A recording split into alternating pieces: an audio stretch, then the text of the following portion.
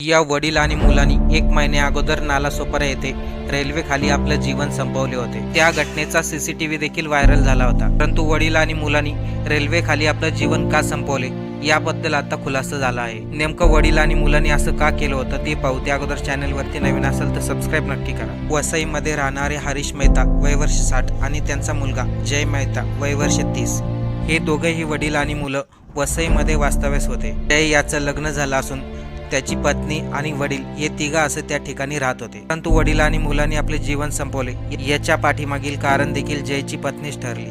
जय मेहता या मुलाचे गेल्या 10 वर्षापासून एका मुस्लिम मुलीबरोबर प्रेमसंबंध होते। परंतु जयने त्या मुलीला अंधारात ठेवून साऊथ मधील एका मुलीशी लग्न केले आणि ही गोष्ट जयची प्रियसी असलेली मुस्लिम मुलीला समजली। त्यामुळे तिने वडील आणि मुलांना जाब विचारला। तसेच नवीन पत्नीला देखील या घटनेची माहिती झाली। समाजामध्ये आपले नाव बदनाम होईल म्हणून वडील आणि मुलांनी रेल्वे खाली आपले जीवन संपवले।